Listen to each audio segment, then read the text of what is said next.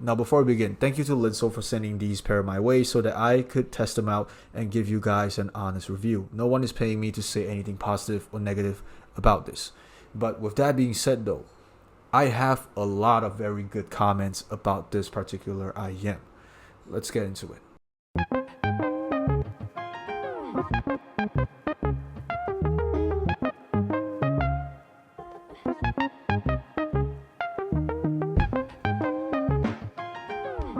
Now, this is the latest by Simgot, which is the EG280. It is being marketed as a gaming IEM, and if you are marketing this thing as a gaming IEM, definitely you will already have some impressions thinking that this thing will definitely be good in staging. It will definitely be good in positioning and separation, as well as having a specific kind of tuning. Technicalities wise, they are very on point and very worth the money, but we'll get into that in a little bit. Because for $80 US, this being marketed as a gaming IEM definitely does more than just gaming. That being said, let's actually have a very quick rundown of the unboxing experience. Now, if you look at the box right here, it definitely looks extremely stealth. It looks extremely minimal with the two graphs, which we'll talk about in a second. And yeah, not really much going on. I like the sleek design. Opening this up, you can see that this thing inside also has another small logo, Simgot Game. This really tries to imply that this thing is specifically made for gaming. This thing is good for gaming, but it is even better for everything else. And just a very small touch, you can see there's a small debossed Cobra, same as the sleeve. Very nice packaging touch. I appreciate them for doing that. Opening it up, you will be greeted with your IEMs as usual, and again, the B-rolls will suffice. Underneath the compartment which houses the accessories, you will definitely be getting a few things. You'll get a standard case which looks like a pillbox and has quite a good form factor and actually enough thickness to. You will be getting its absurdly long 1.7 meter OFC cable, which I think is honestly one of the best representations that Simgot is actually, serious when they are marketing this as a gaming IEM. Maybe some people, they have their PCs on the floor, and if they want to, they could just plug it into the floor without any concern about having too short of a cable. They also give you two sets of tips, and the most interesting part of all is they also give you a dongle tag. Now, they did not specify what chip is inside here, but I suspect it's either something like a Cirrus Logic or a very normal, I would say AKM, or maybe even a Realtek. But definitely this thing also helps a lot in terms of the performance of this pair. Now going on to the build quality, now swaying away from their usual metal build, this thing is mainly in plastic, but as you can see, there is still a very nice accent that represents their design language, which is a chromed out faceplate and a translucent shell that you can see its guts inside. And again, because this thing is mainly for gaming, they also provide you with an included mic on the cable, which is a very good plus for people who are either mobile gaming or people who game but do not have the budget to get a separate mic. And in terms of fit, they've already shaved off most of the weight because of it not being metal. So me personally, I've worn this specifically just to listen to music as well as gaming. I say gaming because I only play Silksong at the moment, not even FPSs anymore. But with that being said, the reason why I said this gaming IEM is better in other aspects than just gaming is because we'll use Silksong as the best segue, I guess.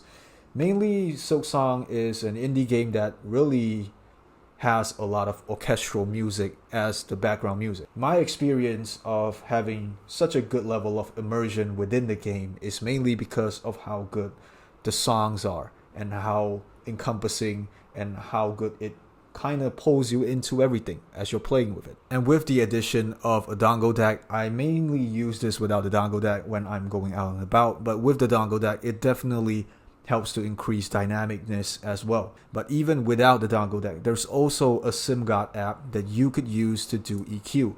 But nevertheless, sadly, I do not have an Android phone. I mainly use an iPhone, so I can't really test that out. Now, before we talk about sound quality, I just want to make this very clear. I will be reviewing this whole thing without talking about the use case of this. I will mention it here and there, but otherwise, whatever I say from now on is strictly going to be talking about the IEMs alone. this will probably be the best benchmark as to let you guys know from a guy who listens to music, how good does it sonically sound. So firstly, my first impressions are definitely the fact that this thing sounds like your typical mild V-shaped tuning based on, just the context that it's also a gaming IEM.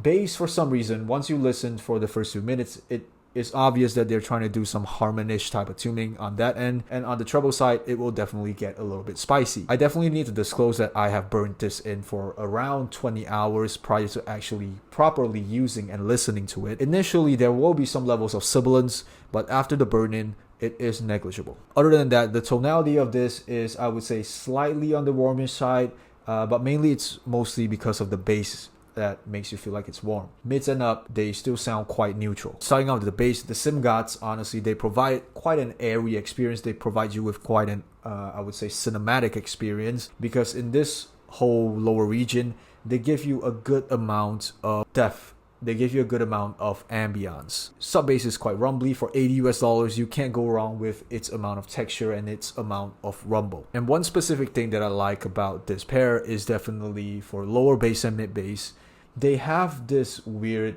not weird, but very specific amount of distancing from you to the things that are being played in the tracks. Usually when we talk about positioning, staging, we usually talk about it in the context where it's wide. This is obviously being represented in the way where it has enough reach so that you can feel like there's some distance around you, and while that thing is playing, there is enough diffusion of the notes so that you can feel like it's encompassing everything, and it is far enough to give you a very good dimensionality. But yeah, diffuse overtones basically allowing you to fill up the room with that added, I would say, distance that makes it feel like it's something else. Lower bass overall sounds quite quick. Lower bass overall sounds quite fun, quite bouncy. And definitely, again, it is airy on the low end. So overtones, all those synergistic effects just come together and give you a very good presentation.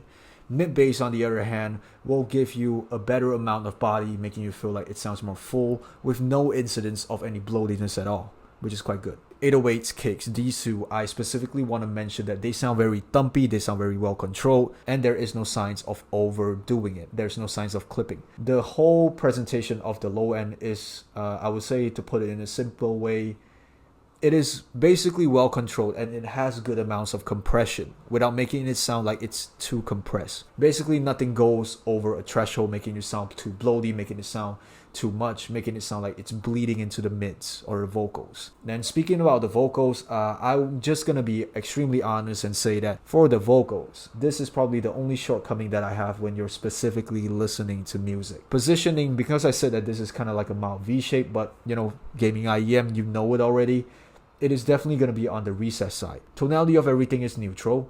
Male vocals overall sound quite formal, quite intensive, but occasionally it might sound a little bit thin. Meanwhile, for female vocals, they will definitely sound more soulful, they will sound more dynamic, and overall sounds more full. Sibilance initially will definitely be present, but after the burn-in time, it is negligible. And this is where I would like to mention about the dongle.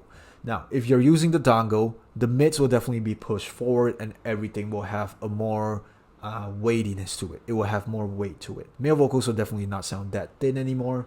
And also for male and female vocals regardless, everything will have a more aggressive note, but not aggressive to the point where it starts to get sibilant. It just overall sounds more bright. And moving on to the instruments, this is where I personally feel like is going to be the highlight of this pair. People who played Silsong definitely already know how good the soundtrack is. And in this particular sense, I feel like orchestra pieces, or basically anything that's instrumental from jazz to soul to funk, but we'll focus on orchestra first. Orchestra, they have so many instruments. They have quite a number of, I would say, brass, strings. Everything just weaves around together very, very well, having any form of dissonance. Everything just synergizes well. Specifically strings. I feel like specifically for orchestra related stuff, strings are the best in terms of the listening experience, making you feel like every single pluck, every single pull from violins are extremely dynamic and extremely responsive. I've also tested some songs from Genshin Impact, mainly from Mondstadt, as well as from Liye. Y'all just need to listen to it on this particular pair. It honestly feels quite encompassing and quite nice. Because mainly, like I said in the past few points, airiness definitely also extends here as well. And with all the overtones just working together in harmony, it gives you quite a nice level of immersion. Other than that, one more specific thing that I've noticed when I'm just listening casually to random songs is pop songs. Any songs that specifically has a synth, or more specific, anything that has that Daft Punk type of digital synth will sound extremely tactile and fun. I really enjoyed synths. And just to add, if I use the dongle to talk about the mids, overall I would say the difference is that the resolution will definitely be a little bit more crisp. It will be a little bit more resolving, but definitely increases in the aggressiveness as well. Moving on to the upper mids and treble, the notes in this region, in my opinion, definitely still gives you quite an airy experience. But one more specific thing is that it has air, it has some level of treble extension, but the main point of everything else is quite quick and snappy. Percussion specifically, no matter how humble or how quiet it is, it gives you a very natural, lively timbre that just, keeps engaging you non-stop, which I personally quite enjoy. Guitar shreds are quite good. They give you a good amount of treble extension, they give you a good amount of air, but at the same time, it still sounds staccato enough so that it does not sound like it's being jumbled up. Best use of this to test is definitely Love Is The Message, Live on Abbey Road, this track right here. And definitely all the nuances, all the micro details among this region stands out, but not too much. So it could definitely give you some good levels of engagement, but in the context of the grand scheme of things, this thing again is marketed as a gaming IEM. So mostly footsteps resemble something like closed hats, something like cymbal rides, all of those very snappy things like snare drums. This thing definitely will work. Now going on to technicalities, dynamics overall is quite good. I don't really have any complaints for the fact that this thing is only $80 and it's giving me a very good amount of immersion. But the only thing, like I said, as always, if you are basically like me, I prefer vocals when I'm listening to music, it will definitely falter a little bit. But just with the use of the dongle, it will definitely improve the mid-range specifically for vocals. Soundstage, even without the dongle, that is already surprisingly wide for the positioning in terms of the width and the reach. When you use this, I am confident to say that you will definitely find a significant difference in terms of how further that things will go. The best analogy that I could give using this is basically if you're switching from MP3 to FLAC, or maybe FLAC to DSD. The significant difference of that resolution, that jump in between each other, that's the best, I would say, analogy. Imaging and separation, I don't really have any comments. It's good. It's definitely good. Even with the fact that, like I said, there's going to be some social distancing in between you and stuff, but that gives you enough air to not make you feel like it's congested, everything is too intimate, everything is too in your face, but it still manages to encompass that level of immersion when you are playing games or even just casually listening to music. And last but not least, for micro details, I'll say this in the most objective way possible. Because this thing again is a gaming IEM, you definitely need to know that they are only specifically focusing on certain frequencies. So for things like footsteps, things like maybe I would say gunshots, you will definitely hear them quite well, aided with the very good positioning of this IEM. The only caveat is that if you are listening to this with the context that you want a musical IEM, it will definitely deliver, but it will mainly focus more on macro details. Micro details you definitely need to look out for, but I wouldn't really complain, and honestly I would even forget the fact that I need micro details in my song, because like I said, orchestral pieces, jazz pieces, all of the macro details are already being presented in such an amazing way that you basically don't even care about micro details. Maybe some nuances you'll hear here and there, not gonna be too much, but like I said, macro details are already compensated quite enough that you will probably forget about it. And with all that being said, what are my final thoughts on the Simgot EG280s?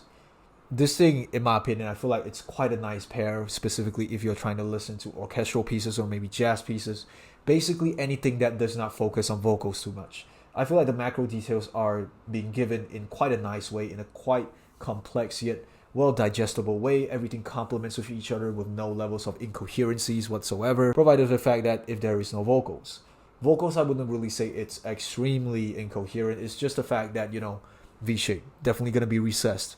and I like my things to be quite forward. My experiences with the Simgot EG280 is still extremely positive. If you guys are interested, definitely again just go down to the links in the description below to get yourself a pair. Once again, thank you for watching this video. More to come. See you guys in the next video. Have a good day.